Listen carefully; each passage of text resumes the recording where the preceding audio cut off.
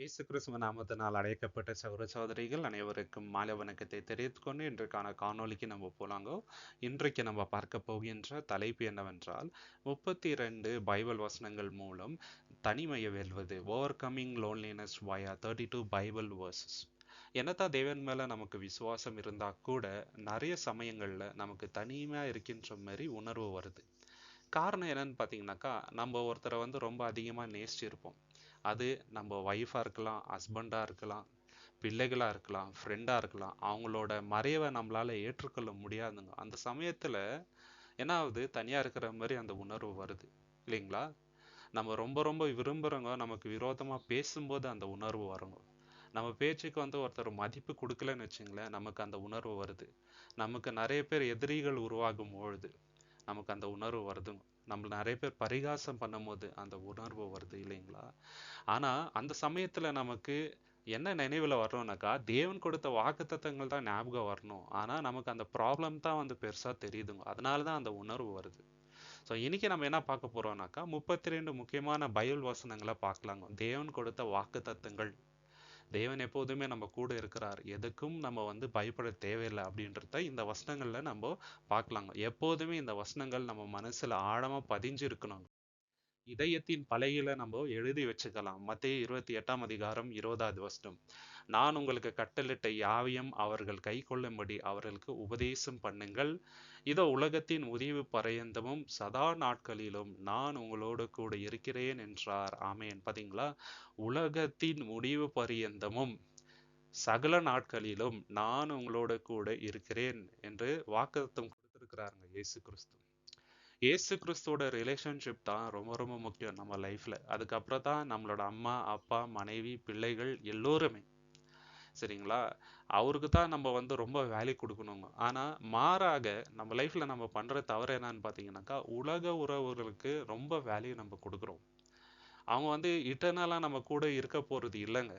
ஆனா இயேசு கிறிஸ்து தான் எப்போதுமே நம்ம கூட இருக்க போகின்றவர்.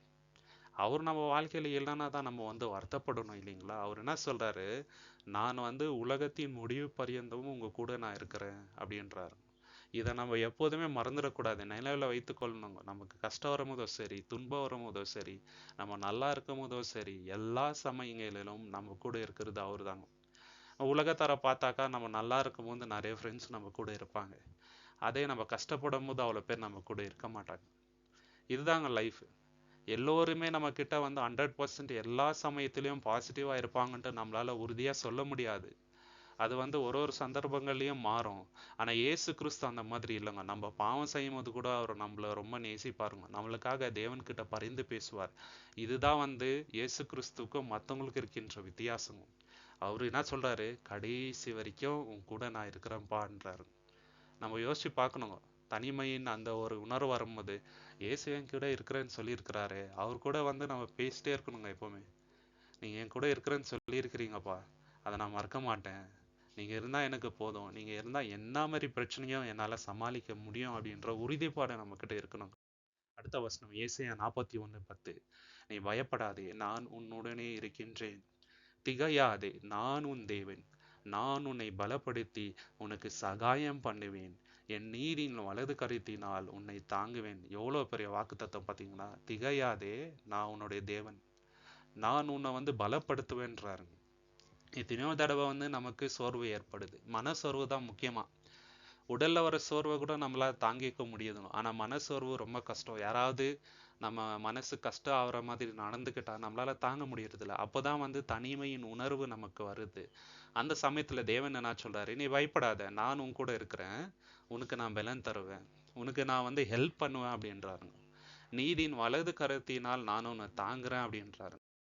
அந்த உணர்வு எப்போதுமே நம்ம கிட்ட இருக்கணும். நம்ம அவர்கிட்ட போனோம் எப்போதுமே. அவர் நம்ம கூட இருக்கிறாருன்ற உணர்வு நம்ம கிட்ட எப்போதுமே இருக்கணும் இல்லையா? அதை மறந்துட்டாதான் இந்த மாதிரி பிரச்சனை எல்லாம் வருதுங்க. ஓகே, யார் நம்ம கூட இல்லைன்னா கூட தேவன் எப்போதுமே நம்ம கூடவே இருக்கிறாரு. அவர் நம்மளை தாங்குறாரு, பலப்படுத்துறாரு, எப்போதுமே நம்மள லவ் பண்றாருங்க 100%. அடுத்த வசனம் யோசுவா 1ஆம் அதிகாரம் 5வது வசனம். நீ உயிரோடு இருக்கும் நாளெல்லாம் ஒருவனும் உனக்கு முன்பாக எதிர்த்து நிற்பதில்லை. நான் மோசேயோடு இருந்தது போல உன்னோடும் இருப்பேன். நான் உன்னை விட்டு விலகுவதும் இல்லை, உன்னை கைவிடுவதும் இல்லை. இது யோசுவாக்கு மட்டும் சொன்ன வாக்குத்தத்தம் அல்ல, நமக்கு சொல்றாருங்க. எபிரேயர்ல நம்ம படிக்கும் போது நீங்க வந்து பண ஆசை இல்லாம இருங்க. பண ஆசை இருந்துச்சுன்னா என்ன ஆகுது தெரியுங்களா? நம்ம லைஃப்ல நம்ம கிட்ட பணம் இருக்குது, சொத்து இருக்குது, ஃபியூச்சர் வந்து செக்யூர்டு அப்படின்ற அந்த உணர்வு வருது. அப்படி இல்லைங்க. நம்மளுடைய செக்யூரிட்டி தேவன் ஒருத்தர் தான். நம்ம வைத்திருக்கிற இன்சூரன்ஸ் பாலிசியோ, நம்ம கிட்ட இருக்கிற சொத்துக்களோ, பேங்க் பேலன்ஸோ அல்லங்க. தேவன் தான் நம்மளுடைய செக்யூரிட்டி. என்ன சொல்றாரு? மோசே கூட இருந்தது போல உன் கூட இருக்கிறேன்றாரு. அதே மாதிரி எபிரேயர்ல பவுல் எழுதும் என்ன சொல்றாரு? பண ஆசை இல்லாத இருங்க. ஏன்னா தேவன் என்ன சொல்லியிருக்கிறார்? வாக்குத்தத்தம் கொடுத்துக்கிறாரு, உன்னை விட்டு விலகுவதும் இல்லை, உன்னை கைவிடுவதும் இல்லை அப்படின்ட்டு சொல்லியிருக்கிறாரு. எதற்காக நீங்க பண ஆசை வைக்கிறீங்கோ? அது வேணாம். நமக்கு தேவையான அளவுக்கு தேவன் தருவாருங்க, இல்லைங்களா? தேவன் நம்ம கூட இருந்தா போதும், வேற எதுவுமே நமக்கு தேவையில்லை லைஃப்ல. அந்த உணர்வோட தான் ஒவ்வொரு கிறிஸ்தவரும் இருக்கணுங்க. அடுத்த வசனம் உபாகமம் 31 வசனம். கர்த்தர் தாமே உனக்கு முன்பாக போகிறவர், அவர் உன்னோடே இருப்பார், அவர் உன்னை விட்டு விலகுவதும் இல்லை, உன்னை கைவிடுவதும் இல்லை, நீ பயப்படவும் கலங்கவும் வேண்டாம் என்றார். பாத்தீங்களா? எதற்கு பயப்படணும்? எதற்கு கலங்கணும்? இந்த உலகத்தார் நம்ம கிட்ட சரியா பேசலன்றதுக்காக நம்ம கலங்கணுமா? யாரோ நம்ம கூட நெருங்கி இருக்க மாட்டேன்றாங்களே அப்படின்றதுக்காக கலங்கணுமா? நம்ம இத்தனை நாள் கூட இருந்த ஹஸ்பண்ட் எனக்கு என் கூட இல்லையா அப்படின்றதுக்காக கலங்கணுமா? இல்லை ஒய்ஃப் இல்லையா அப்படின்றதுக்காக கலங்கணுமா? க்ளோஸாக இருந்த ஃப்ரெண்டும் வந்து என்கிட்ட சரியா பேச மாட்டேன்றாங்க அப்படின்றதுக்காக கலங்கணுமா? எதற்கும் கலங்க வேணாம். ஏன்னா தேவன் என்ன சொல்றாரு? அவர் எப்போதுமே உன்னோடு இருப்பவர். அதுக்கு மேல நமக்கு என்ன வேணுங்க? தேவனை விட பெரிய ஃப்ரெண்டு நம்ம லைஃப்ல இருக்க முடியுமா? இருக்க முடியவே முடியாதுங்க. அவரை போல நேசிக்கிறவர் யாராவது இந்த உலகத்துல இருக்க முடியுமா? இருக்க முடியவே முடியாதுங்க. தாயின் அன்பை தான் ரொம்ப பெருசா இந்த உலகத்துல சொல்லுவாங்க. அந்த தாயை நமக்கு கொடுத்தவரே தேவன் தான். அந்த அன்பே வந்து தேவன் கிட்ட இருந்து தான் வருதுங்க. அது மட்டும் இல்லாம நான் உன்னை கை விடுறது இல்ல, நீ எதற்கும் பயப்படாத, கலங்காத அப்படின்றாருங்க. சரிங்களா? நம்ம வந்து அழக்கூடாது. ஐயோ, இவ்வளோ வருஷம் நம்ம கூட இருந்தவங்க இன்னைக்கு இல்லையே, நமக்காக பரிந்து பேசுறதுக்கு யாருமே இல்லை இந்த உலகத்துல, நான் மட்டும் தனியா இருக்கிற மாதிரி எனக்கு தோணுது, ஃபேமிலியிலே என்னை வந்து நிறைய பேர் வெறுக்கிறாங்களே, அப்படியெல்லாம் யோசிக்க கூடாதுங்க. ஏன்னா தேவன் நம்ம கூட இருக்கிறாருங்க. தேவனுக்கும் நமக்கு இருக்கிற அந்த உறவு இல்லைங்களா, அதுதான் ரொம்ப பெருசு. அவர் நம்மளை தாங்குறாருங்க. நமக்கு முன்பாக அவர் எப்போதுமே நம்மளை வழிநடத்தி செல்கின்றார். அந்த உணர்வு எப்போதுமே நம்ம முதல்ல ஆழமா இருக்கணுங்க. அடுத்த வசனம் 1 சாமுவேல் 12 வசனம்.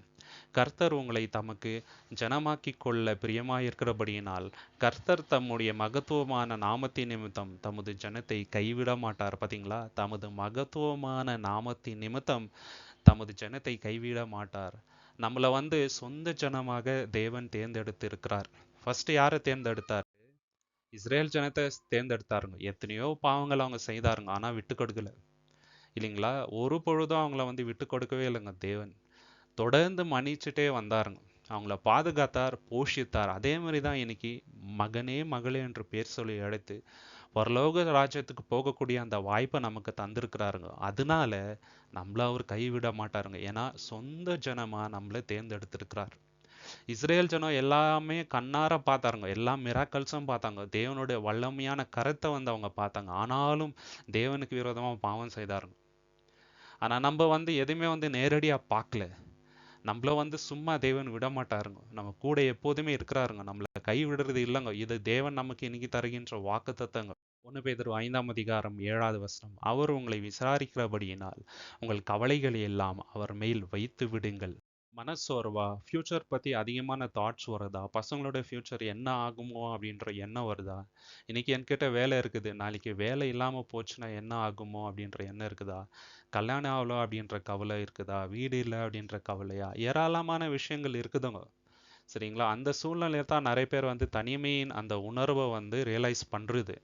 ஆனா தேவன் நம்ம கூட இருக்கிறார் அப்படின்றத நம்ம மறந்துடவே கூடாதுங்க. அவர் என்ன சொல்றாரு? இதை எல்லாத்தையும் வந்து என்கிட்ட கொடுத்துருக்கோன்றாருங்க. ஏன்னா தேவன் நம்மளை விசாரிக்கிறாருங்க. அதனால எல்லா கவலையும் அவர்கிட்ட நம்ம வந்து ஒப்பு கொடுத்துடணும். இயேசு கிறிஸ்துவ என்ன சொல்றாரு? வருத்தப்பட்டு பாரம் சுமக்கிறவர்களே எல்லோரும் என்கிட்ட வாங்க, நான் உங்களுக்கு இளைப்பாறுதல் தருவேன் அப்படின்ட்டாருங்க.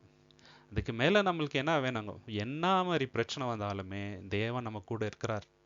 நமக்காக கவலைப்படுறவர் அவர் ஒருத்தர் தாங்க. இதை வந்து நம்ம ஒரு காலமும் சங்கீதம் 23 4 வசனம், நான் மரண இருளின் பள்ளத்தாக்கிலே நடந்தாலும் பொல்லாப்புக்கு பயப்படேன். தேவரீர் என்னோடு கூட இருக்கிறீர், உமது கோலும் உமது தடியும் என்னை தேற்றும். தாவீது ராஜா என்ன பண்றாருங்கோ, ஆபத்தான இடங்கள்ல ஆடு மேய்ச்சிட்டு போறாருங்க. அங்க வந்து ஓநாய் வரலாம், கரடி வரலாம், சிங்கம் வரலாம், திருடர்கள் வந்து அவருக்கு என்ன மாதிரி ஆபத்து வேணாலும் பண்ணலாங்க. ஆனா என்ன சொல்றாரு, நான் எதுக்குமே பயப்பட மாட்டேன் தேவனே, உம்முடைய கோலும் தடியும் என்ன பண்ணுது, எனக்கு ஆறுதல் தருது, நீங்க என் கூட இருக்கிறீங்க, அதை நான் உணர்றேன்ப்பா. அதனால தான் தைரியமா ஒரு சிங்கத்தை சாவடிச்சாரு, ஒரு கரடியை சாவடிச்சாருங்க. அதே மாதிரி தான் இந்த உலகத்துல நம்ம இருக்கிறோங்க. கொடூரமான உலகம், ஆபத்து நிறைந்த உலகம், சாத்தானோட சோதனைகள் நமக்கு இருக்குது, ஜனங்களோட சோதனைகள் இந்த உலகத்துல நமக்கு இருக்குதுங்க. நம்மள வந்து நீதிமான வாழ விட மாட்டாங்க, சரிங்களா? நமக்கு ஏராளமான பிரச்சனைகளை பண்ணுவாங்க. ஆனாலும் தேவனுடைய கோலும் தடியும் நம்மளை தேற்றுதுங்க. ஒரு பொழுதும் அவர் நம்மளை விட்டு விலகிறது இல்லை. ஏசாயா 43 வசனம், நீ தண்ணீர்களை கடக்கும்போது நான் உன்னோடே இருப்பேன். பாத்தீங்களா? இஸ்ரேல் ஜனம் வந்து தண்ணீர்களை கடந்தாருங்க, செங்கடலை வந்து கடந்து போனாங்க, தேவன் அந்த கடலை பிரிச்சாருங்க. பிராக்டிக்கலா அது வந்து பாசிபிளே இல்லைங்க. தேவன் நிகழ்த்தி காமிச்சாரு. தேவனுடைய வலது கரம் எவ்வளவு பெருசுன்ட்டு அவங்களுக்கு காமிச்சாருங்க. தேவனுடைய ரட்சிப்பை அவங்க வந்து உணர்ந்தாங்க. இதே மாதிரி தான் நம்ம லைஃப்ல கூட தண்ணீர்களை நம்ம கடக்கிறோம். தண்ணீர்ன்றது லைஃப்ல வர பிரச்சனைகளை குறிக்குதுங்க. ஒரு ஒரு பிரச்சனையிலும் தேவன் தான் நம்மளை வந்து அக்கறையா கூட்டிட்டு போறாரு. எந்த ஒரு ப்ராப்ளம் இல்லாம நம்மளை வந்து வழி நடத்துற ஒரு தேவன் தான். நீ ஆறுகளை கடக்கும் போதும் அவைகள் உன் மேல் புரளுவதில்லை. பாத்தீங்களா? ஆறுகளை கூட கடந்தாங்க இல்லைங்களா? யோதார் நதியை வந்து கடந்து போனாங்க, தேவன் அவங்க கூட இருந்தாருங்க. நீ அக்னியில் நடக்கும்போது வேகாது இருப்பாய். அக்னி மேல நடக்கும்போது அவங்களுக்கு ஒண்ணுமே ஆகல. ஃபார் எக்ஸாம்பிள் வந்து ஷாத்ராக் மேஷாக் ஆபத்நேகோ அக்னியில இருந்தாருங்க, ஆனா ஒண்ணுமே ஆகல. அவங்க துணி ஒன்றும் ஆகல, அவங்க மேல அந்த ஸ்மெல்லும் வரலங்க. நேபுகாத் நேசரே ஆச்சரியப்பட்டுட்டாருங்க. அவர் வாயிலே வந்துச்சு, உங்க தேவன் தான் மெய்யான தேவன் அப்படின்ட்டாருங்க. அதே மாதிரி தான் நம்ம லைஃப்ல பிரச்சனைகள் வரும்போது நம்ம உறுதியா தேவனோட விசுவாசத்துல இருந்தோம்னு வச்சுங்களேன், புறஜாதி வாயிலே வந்துருங்க, உங்க தேவன் தான் மெய்யான தேவன் அப்படின்ற மாதிரி. ரோமர் 8 31, இவைகளை குறித்து நாம் என்ன சொல்லுவோம்? தேவன் நம்முடைய பட்சத்தில் இருந்தால் நமக்கு விரோதமாய் இருப்பவன் யார்? சாத்தான் தினந்தோறும் இவன் வந்து பாவி, தேவனே உமக்கு விரோதமா அருவருப்பான பாவங்களை செய்றான் அப்படின்ட்டு நம்மள வந்து எப்போதுமே தேவனிடத்துல வந்து தப்பா தான் பேசுறது இல்லைங்களா? ஆனா நமக்காக பரிந்து பேசுறவர் யாரு? இயேசு கிறிஸ்து இருக்கிறாருங்க. தேவனே மன்னிச்சிடுங்க தேவனே, இந்த ஒரு விஷயம் இவரை மன்னியுங்க தேவனே, நான் வந்து மனுஷனா இந்த பூமியில இருந்தான்பா, அவளோட வீக்னஸ் எல்லாம் எனக்கு தெரியும் தேவனே, மன்னிச்சிடுங்க, இந்த ஒரு தடவை மன்னிச்சிடுங்க, எனக்காக மன்னிச்சிடுங்கன்ட்டு நமக்காக பரிந்து பேசுகிறாருங்க.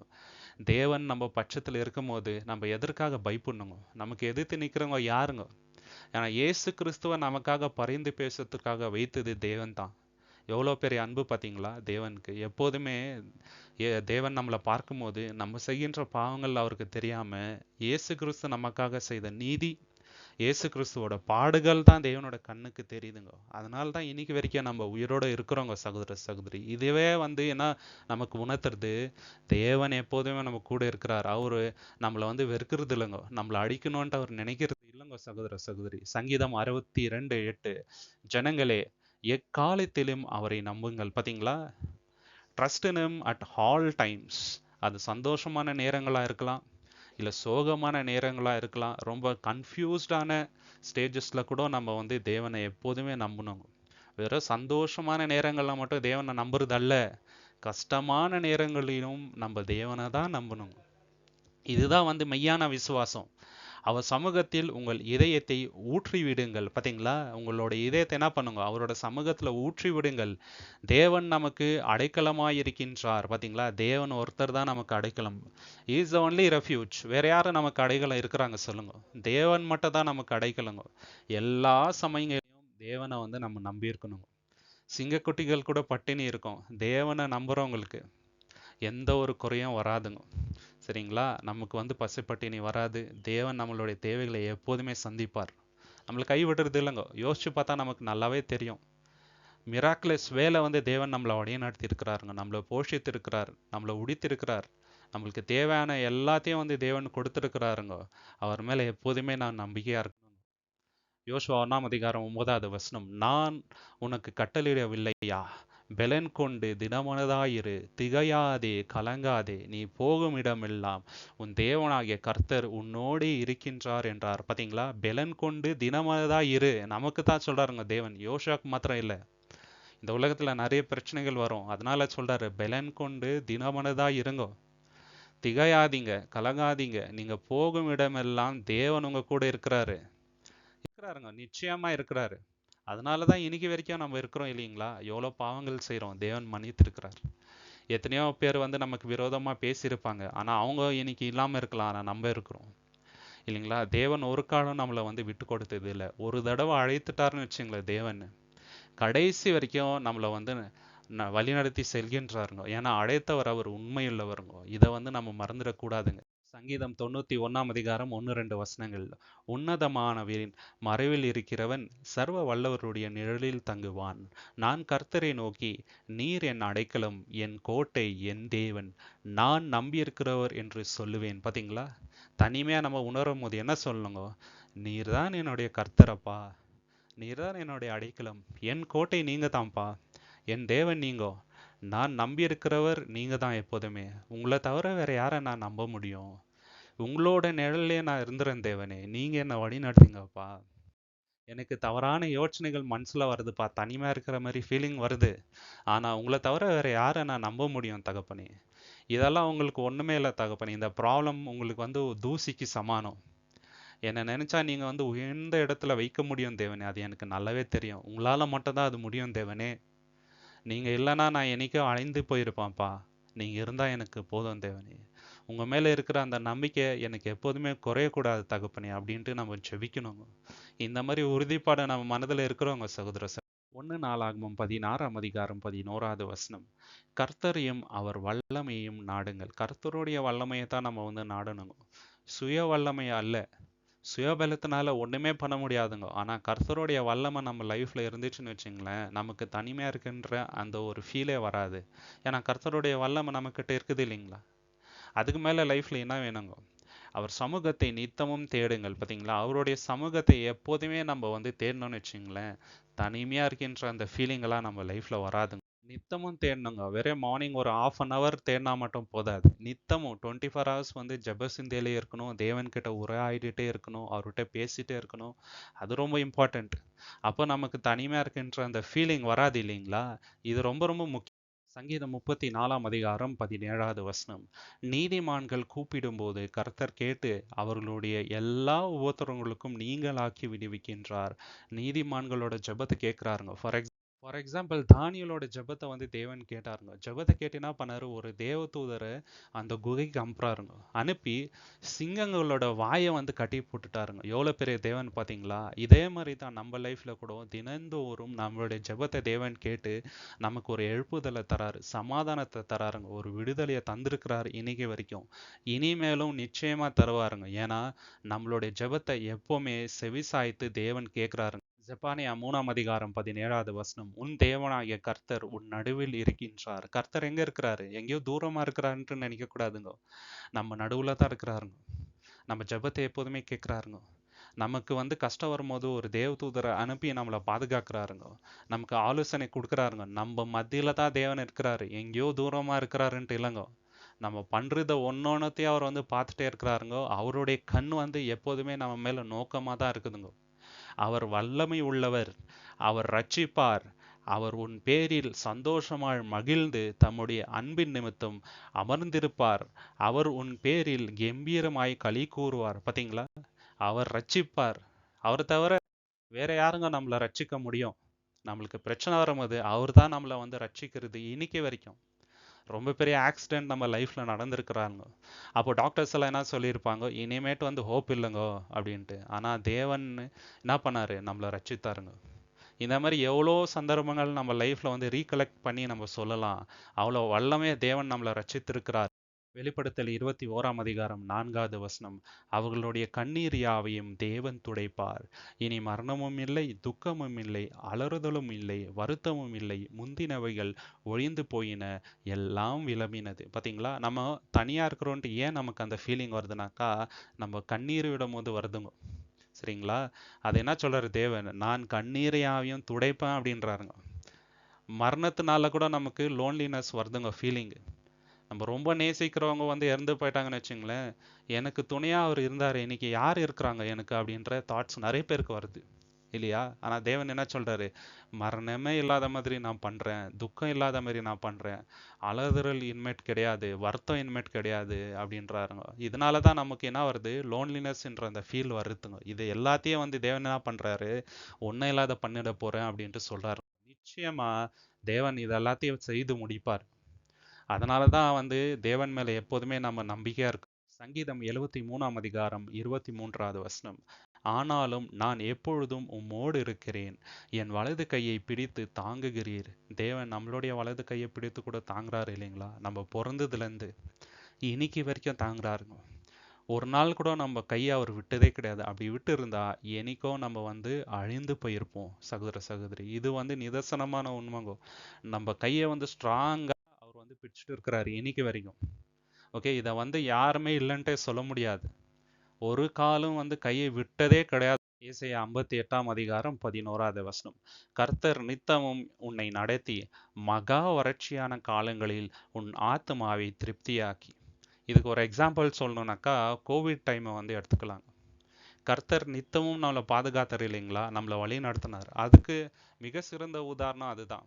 அந்த சமயத்தில் நிறைய பேருக்கு சாப்பாடு இல்லைங்க, நிறைய பேருக்கு வேலை போயிடுச்சு, நிறைய பேருக்கு உடம்புல நிறைய ப்ராப்ளம் வந்துச்சு. ஆனால் தேவன் நம்மளை பாதுகாத்தார், கூட இருந்தாருங்க. கரெக்டான டைமில் வந்து சாப்பாடு, கரெக்டான டைமில் வந்து நமக்கு சம்பளம் எல்லாமே வந்து தேவன் கொடுத்தாருங்க, வழி நடத்தினார், கை விடலை. வறட்சியான காலத்தில் வந்து ஆத்மாவை என்ன பண்ணாரு? திருப்தி ஆக்குனாருங்க. உன் எலும்புகளை நினமுள்ளதாக்குவார். நீ நீர்ப்பாய்ச்சலான தோட்டம் போலவும் வற்றாத நீரூற்றை போலவும் இருப்பாய். வற்றாத நீரூற்று போல தான் இன்னைக்கு வரைக்கும் நம்ம இருக்கிறோம். ப்ராப்ளம்ஸ் வருதுங்க, இல்லைன்ட்டு இல்லை. ஆனால் தேவன் நம்மளுடைய தேவைகளை சந்தித்திருக்கிறாருங்க. இதை வந்து இல்லைன்ட்டு யாருமே சொல்ல முடியாது. கரெக்டான டைமில் வந்து அவர் சந்திக்கிறாருங்க. அவரோட டைமுக்கு நம்ம வந்து வெயிட் பண்ணணும். கரெக்டான டைமில் எல்லாமே வந்து தேவன் கொடுக்குறாருங்க நம்ம லைஃப். சங்கீதம் 119:50. அதுவே என் சிறுமையில் எனக்கு ஆறுதல். எது நம்ம லைஃப்பில் ஆறுதல் அப்படின்னு பார்த்தீங்கன்னாக்கா தேவனுடைய வார்த்தை. தேவன் நம்மக்கிட்ட வந்து பேசுகிறாருங்க. நம்ம லோன்லியாக ஃபீல் பண்ணும்போது யார்கிட்டயோ போய் பேசுறதை விட தேவனுடைய வசனத்தை எடுத்து பார்க்கலாங்க. தேவன் நம்மக்கிட்ட டைரெக்டாக பேசுவாருங்க. இப்போ இவ்வளோ வசனங்கள் பார்த்தோம், தேவன் நம்ம கூட பேசுறாரு இல்லைங்களா வசனத்தின் மூலியமா. அது நமக்கு ஆறுதலா இருக்குதுங்க. உம்முடைய வாக்கு என்னை உயிர்ப்பித்தது. பாத்தீங்களா? சில பேர் வந்து சோர்ந்து போயிடுறாங்க. எந்த லெவல்னாக்கா உயிரே இல்லாத மாதிரி ஆயிடுது. ஆனா அந்த வசனம் என்ன பண்ணுது? உயிர்ப்பிக்குதுங்க ஒரு மனுஷனை. மறுபடியும் நம்மளுக்கு ஒரு உற்சாகம், மறுபடியும் ஒரு எழுப்புதல் அந்த வசனம் நமக்கு தருதுங்க. அந்த வசனம் இல்லைன்னு வச்சுங்களேன், நமக்கு வேற எந்த ஆறுதலும் இல்லைங்க. அந்த வசனத்தின் மூலியமா தேவன் நம்ம கூட இருக்கிறார் அப்படின்றத உணர வைக்கிறார். ரோமர் 8ஆம் அதிகாரம் 38, 39. மரணமானாலும் ஜீவனானாலும் தேவ தூதர்கள் ஆனாலும் அதிகாரங்கள் ஆனாலும் வல்லமைகள் ஆனாலும் நிகழ்காரியங்கள் ஆனாலும் வரும் காரியங்கள் ஆனாலும் உயர்வானாலும் தாழ்வானாலும் வேறெந்த சிருஷ்டி ஆனாலும் நம்முடைய கர்த்தராகிய கிறிஸ்து இயேசுவினுள்ள தேவனுடைய அன்பை விட்டு நம்மை பிரிக்க மாட்டாதென்று நிச்சயித்திருக்கின்றேன். இந்த மாதிரி பிரச்சனைகள் வரும்போது நம்ம தனியா இருக்குன்றத உணர்றோங்க. ஆனா என்ன சொல்றாரு இங்க பவுலு? என்ன ப்ராப்ளம் வந்தாலும் சரி, தேவனுடைய அன்பை விட்டு யாராலும் நம்மளை பிரிக்கவே முடியாது அப்படின்றாருங்க. ஓகே, இந்த ஒரு உறுதிப்பாடு நம்ம கிட்ட இருந்துச்சுன்னு வச்சுங்களேன், அந்த லோன்லினஸ் நமக்கு வராதுங்க. அப்போஸ்தலன் பாலே வந்து ஒரு எக்ஸாம்பிள் எடுத்துக்கலாங்க. எவ்வளோ பெர்சிக்யூஷன் இல்லைங்களா? போற இடத்துலலாம் அடி உதை. ஒரு ஊர்ல வந்து அவர் செத்துட்டாருன்னு நினைச்சிட்டு விட்டுட்டு போயிடறாருங்க. அந்த அளவுக்கு அடி உதை. ஓகேங்களா? ஜெயிலில் போடுறாருங்க. நிர்வாணமா இருந்தாருங்க. கடல்ல வந்து ரொம்ப ஆபத்தான காலகட்டத்தில் டிராவல் பண்றாருங்க. ஓகேங்களா? இதை எல்லாத்தையும் அவர் வந்து கடந்து போறாரு. காரணம் என்னன்னாக்கா தேவன் மேல அவர் வைத்திருந்த அன்பு, வைராக்கியம். அதுதான் வந்து காரணங்க. அவர் வந்து எப்போதுமே தனியா இருக்கிறேன் அப்படின்ற மாதிரி அவர் பேசுனதே இல்லைங்க. நான் லோன்லியா இருக்கிற மாதிரி உணர்றேன் அப்படின்ட்டு அவர் சொல்லவே இல்லை. ஏன்னா தேவன் கூட இருக்கிறாருன்றதை அவர் 100% உணர்ந்தார். இதே மாதிரி தான் நம்மளும் இருக்கணும். யோவான் 14ஆம் அதிகாரம் 1வது வசனம். உங்கள் இருதயம் கலங்காது இருப்பதாக. இதயத்துல கலக்கம் வரும்போது என்ன ஃபீல் வருது? தனியா இருக்கிற மாதிரி ஃபீல் வருது இல்லைங்களா? அதனால இயேசு என்ன சொல்றாரு? உங்கள் இருதயம் கலங்காது இருப்பதாக. தேவனிடத்தில் விசுவாசமா இருங்கள், என்னிடத்தில் விசுவாசமா இருங்கள். பாத்தீங்களா? தேவனை நம்புங்க, என்னையும் நம்புங்க. ஒரு பொழுதும் நீங்க வந்து பயப்பட தேவையில்லை. எப்போதுமே நாங்க உங்க கூட தான் இருக்கிறோம் அப்படின்ட்டு இயேசு கிறிஸ்து சொல்றாருங்க. இதுக்கு மேல நமக்கு என்ன வாக்குத்தத்தம் வேணுங்க? பயப்படாதீங்க. எதுக்குமே நீங்க கவலைப்படாதீங்க. நான் உங்க கூட இருக்கிறேன். பிலிப்பியர் 2ஆம் அதிகாரம் 20வது வசனம். அதேனென்றால் உங்கள் காரியங்களை உண்மையாய் விசாரிக்கிறதற்கு என்னைப் போல மனதுள்ளவன் அவனையன்றி வேறொருவரும் என்னிடத்தில் இல்லை. இங்க அப்போஸ்தலனாகிய பவுல் டிமோத்தியை பத்தி சொல்றாருங்க. என்னை போல மனதுள்ளவன் அவரு. நான் எந்த அளவுக்கு உங்க மேல கேர் எடுக்கிறேனோ அதே மாதிரி உங்க மேல அவர் அன்பு வைத்திருக்கிறாருன்ட்டு சொல்றாருங்க. இதே மாதிரி நம்ம வாழ்க்கையில தேவன் எப்போதுமே நம்மள லோன்லியா விடுறதில்லைங்க. சரிங்களா? நம்ம ஆவிக்குரிய வளர்ச்சி அடைவதற்கு ஒரு சகோதரனை ஏற்படுத்துவாரு, ஒரு சகோதரியை ஏற்படுத்துவாருங்க. நமக்கு எப்பெல்லாம் மனமுறிவு ஏற்படுதோ நமக்கு ஆறுதல் சொல்லும்படி ஒரு சகோதரனை ஒரு சகோதரியை தேவன் நிச்சயமா அனுப்புவாருங்க. யோசிச்சு பார்த்தா நமக்கு நல்லாவே தெரியுங்க. நம்மளை எப்பவுமே தேவன் தனிமையா 100% அப்படியே விட்டுறது இல்லைங்க. யாராவது ஒரு சகோதரனோ சகோதரி நிச்சயமா நம்ம லைஃப்ல இருப்பாருங்க. சரிங்களா? தேவனால கொடுக்கப்பட்ட சகோதரன் சகோதரிங்க அவங்க எல்லாருமே. இப்போ அப்போஸ்தலனாகிய பவுலுக்கு டிமோத்தின்னு ஒருத்தர் இருந்தாரு, பர்னபா இருந்தாருங்கோ, இன்னும் நிறைய பேர் இருந்தாருங்க. அதே மாதிரி நம்ம லைஃப்லயும் நிச்சயமா இருப்பாருங்க சகோதர சகோதரி. யோவான் 16ஆம் அதிகாரம் 22வது வசனம். அதே போல நீங்களும் இப்பொழுது துக்கமடைந்து இருக்கிறீர்கள். நான் மறுபடியும் உங்களை காண்பேன். அப்பொழுது உங்கள் இருதயம் சந்தோஷப்படும். உங்கள் சந்தோஷத்தை ஒருவனும் உங்களிடத்திலிருந்து எடுத்து போட மாட்டான். இயேசு கிறிஸ்து என்ன சொல்றாருன்னு பார்த்தீங்கன்னாக்கா, இப்போ நீங்க துக்கமடைந்து இருக்கிறீங்கோ, நான் திருப்பி உங்களை பார்ப்பேன். அப்போ மிகுந்த சந்தோஷத்தை உங்களுக்கு தருவேன். அந்த சந்தோஷத்தை யாருமே உங்ககிட்ட இருந்து எடுத்து போட முடியாது அப்படின்ட்டு சொல்றாருங்க. இதே தான் நம்ம வாழ்க்கையிலையும். இன்னைக்கு ஏராளமான பிரச்சனைகள் இருக்கலாம், போராட்டங்கள் இருக்கலாம். தேவனும் நம்ம கூட இருக்கிறாருங்க. இது எல்லாத்தையும் விசுவாசத்தோட நம்ம தாங்கி கொண்டு போனா தேவன் நம்மளுக்கு மிகப்பெரிய சந்தோஷத்தை தரப்போறாருங்க. அதை யாருமே நம்ம கிட்ட இருந்து எடுத்து போட முடியாது. இந்த ஒரு விஷயத்தை எப்போதுமே நம்ம மனதுல வைத்துக் கொள்ளணும். நம்ம தனியா இருக்கிறோம் அப்படின்ற அந்த யோசனையை வச்சுக்க கூடாது. தேவன் இதெல்லாம் அனுமதித்திருக்கிறாரு காரணம் மிகுந்த சந்தோஷத்தை நமக்கு தரப்போறாரு. அவர் நம்ம கூட தான் இருக்கிறாரு அப்படின்ற அந்த யோசனையை வச்சுக்கணும். சங்கீதம் 34ஆம் அதிகாரம் 18வது வசனம். நொறுங்குண்ட இதயம் உள்ளவர்களுக்கு கர்த்தர் சமீபமாய் இருந்து நறுகுண்ட ஆவி உள்ளவர்களை ரட்சிக்கின்றார். பாத்தீங்களா? நொறுகுண்ட இதயம் உள்ளவர்களுக்கு கர்த்தர் எங்க இருக்கிறாரு? ரொம்ப சமீபமா இருக்கிறாருங்க.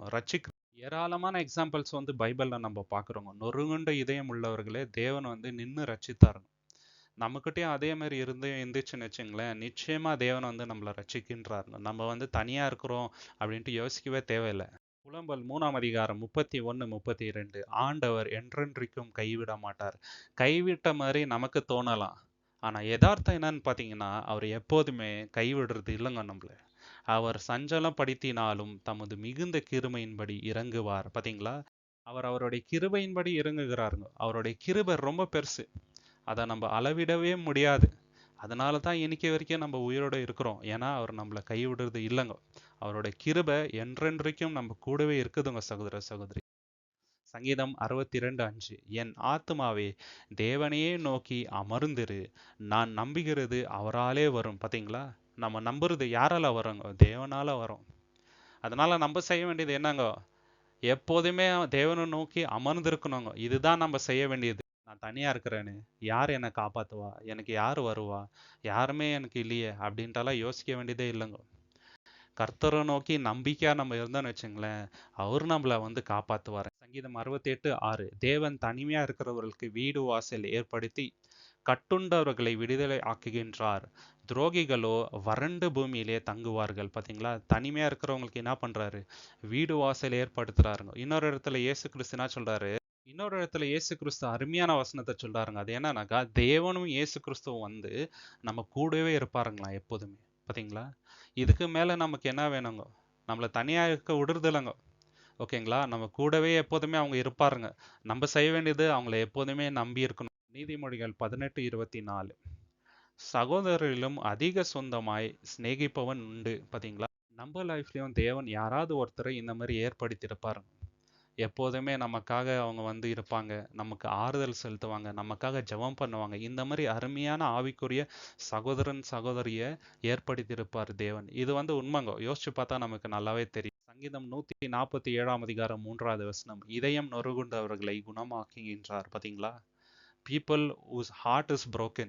அவங்க தான் தனிமையா இருக்குன்ற மாதிரி யோசிக்கிறது. ஆனா தேவன் என்ன பண்றாரு? குணமாக்குறாருங்க. தனிமையே இல்லாத மாதிரி தேவன் பண்றாரு. ஓகே, இதை நம்ம மறந்துடக்கூடாதுங்க சகோதர சகோதரி.